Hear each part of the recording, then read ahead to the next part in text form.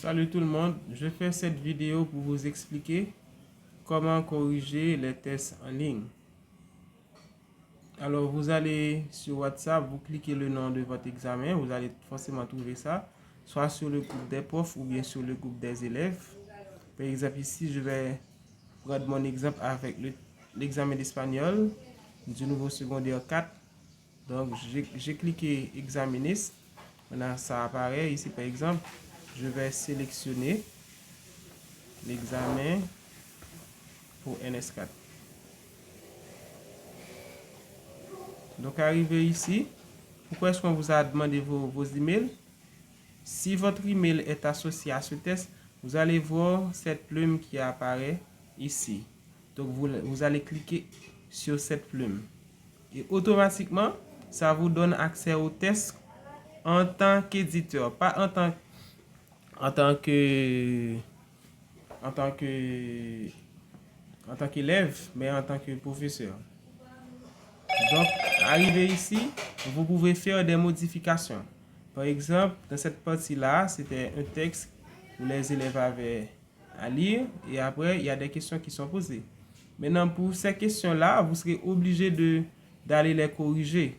Alors, dans la partie, ce test est composé de 3 blocs. Il y a un bloc qu'on appelle question, un autre bloc qu'on appelle réponse et un autre bloc qui est appelé paramètres. Pour l'instant, c'est seulement ce bloc qui nous intéresse, le bloc réponse. C'est là où vous allez corriger les réponses des élèves. Dès que vous cliquez sur réponse, arrivé ici dans réponse, qu'est-ce qu'on fait? On va dans cette partie-là qui est écrit individuel, donc on clique sur individuel. Et arrivé ici, vous voyez ici, c'est écrit 1 sur 15. Donc ça signifie que c'est le premier élève qui a soumis son test. Donc c'est pour ce premier élève que vous allez corriger. Et ici, vous allez voir la note qui apparaît ici, c'est 0 sur 200 parce que vous n'avez pas encore corrigé pour l'élève. Et ici, vous allez voir les informations concernant l'élève. Apellido y nombre, ça ce sont les identifiants de l'élève. Et après, vous allez voir, par exemple, ça c'est le texte qu'on a donné, le texte d'espagnol, dans ce cas-ci. Et après, viennent les questions. Les questions que le prof a mis sont en rouge et la réponse de l'élève est ici en noir. Et vous allez associer la note. Vous allez lire la question et donner la note. Par exemple, ici, la question c'est apuntar para que muchas familias realizan correction, etc. Donc, vous lisez. Comme c'est vous qui avez donné la question, maintenant vous lisez la réponse de l'élève et vous allez noter l'élève ici.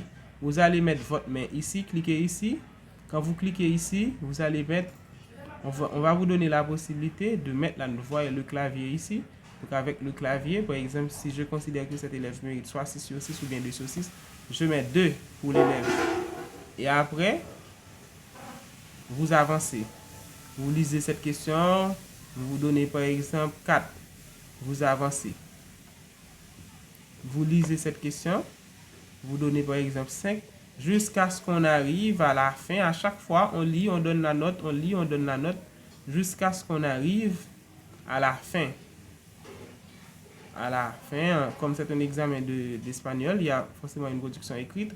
Donc à la fin, par exemple, on lit la production écrite. Par exemple, et il y avait 2 sujets, je pense. 3 sujets. Cet élève a choisi ce sujet, elle l'a développé, voici sa réponse, vous lisez sa réponse, et la note qu'il faut donner, c'est sur 40. Donc vous donnez la note. Après avoir terminé avec la correction, vous allez cliquer sur enregistrer.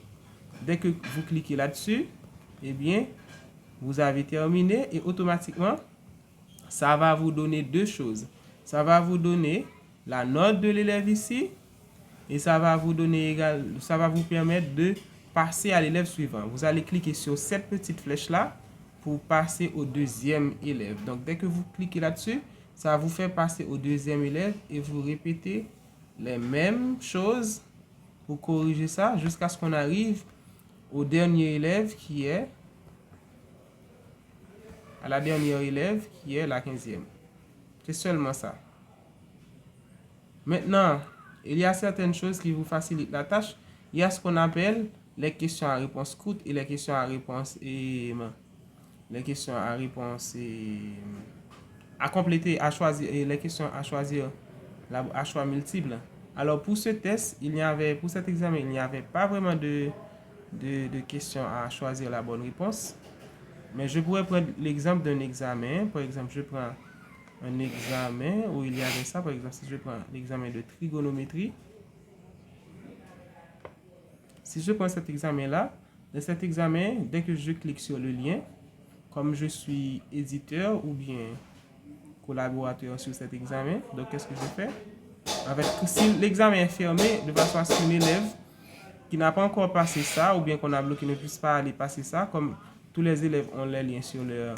On a fermé ça, donc qu'est-ce qu'on fait? On va cliquer sur cette partie-là, continuer à récupérer les réponses. On clique sur ça, on clique sur cette partie-là, et ça va nous donner accès au test.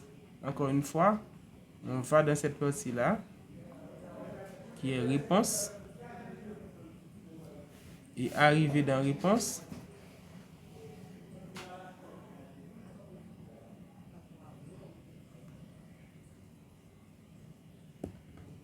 Annuler pour ne pas ouvrir le test pour les autres élèves.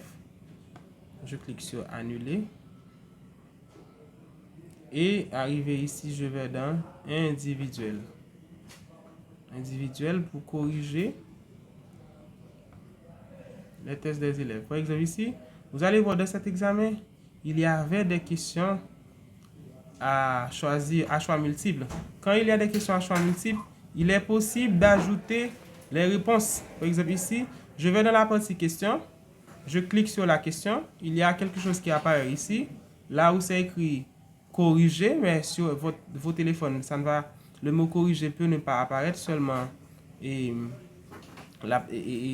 symbole-là qui apparaît. Donc, on clique sur ce symbole-là et on choisit la bonne réponse. Ça, c'est la bonne réponse. Ça, c'est ce qu'on appelle un correcteur automatique.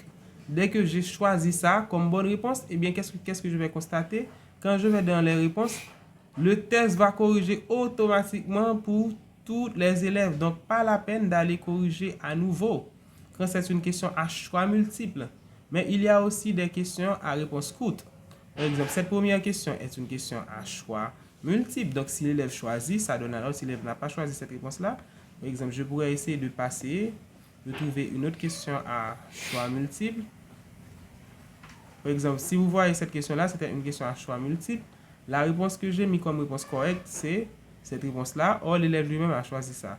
Donc, automatiquement, le test a corrigé cette question-là pour l'élève et le test a corrigé ça pour tous les élèves. Donc, pas la peine. Dès que ce sont des questions à choix multiples, on peut ajouter la réponse automatiquement. On va dans question. On clique sur la question voulue. Par exemple, je choisis une deuxième question à choix multiple. Par exemple, je choisis cette question-là. Je vais cliquer sur ce symbole-là qui me permet de corriger. J'ajoute, par exemple, si je constate que j'ai choisi une mauvaise bonne réponse, je pourrais la modifier et je désélectionne l'autre question pour vous voir. Automatiquement que je fais ça, ça va corriger toutes les réponses des élèves. Mais il y a aussi les questions à réponse courte. Dans les questions à réponse courte, l'élève doit mettre un mot. Si l'élève a bien mis le mot, eh bien, ça va donner la note. Par exemple, vous voyez ici, la réponse à cette question-là était le nombre 1. Si l'élève ne met pas le nombre 1, ça ne donnera pas la note. Mais l'élève pourrait par exemple écrire 1 UN, donc ça ne donnera pas la note. À ce moment-là, ce serait peut-être au prof d'aller vérifier est-ce qu'un élève n'a pas mal écrit le mot. Dans d'autres cas, est-ce que l'élève mérite la note parce que l'élève a tout simplement fait une faute orthographique. Donc, si ça vous paraît trop difficile d'ajouter une correction automatique, vous n'avez qu'à aller, comme je vous ai dit, aller dans réponse et arriver dans la partie réponse, vous allez dans la partie individuelle. À ce moment-là, vous corrigez individuellement chaque réponse comme vous saviez le faire avec les feuilles d'examen. Donc, c'est la même chose que les feuilles d'examen, sauf que on a l'examen en ligne. Vous pouvez corriger les questions individuellement. Donc, dès que vous allez sur le groupe WhatsApp, vous choisissez votre examen ou bien vous demandez à ce qu'on vous envoie ça. Vous cliquez sur l'examen. Arrivez sur l'examen. Si l'examen n'est pas fermé, vous allez voir la plume qui apparaît ici. Vous cliquez sur la plume et ça vous donne accès à l'examen comme correcteur d'examen. Et lorsque vous arrivez ici, vous allez dans la partie réponse.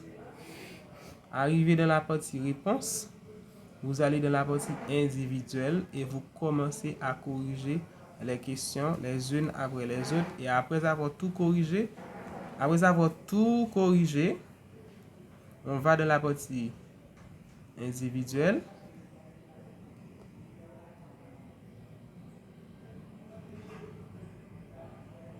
Après avoir tout corrigé, pour l'élève, on met toutes les notes, on lit les questions, on met les notes, on lit les questions, on met les notes. Les notes à côté.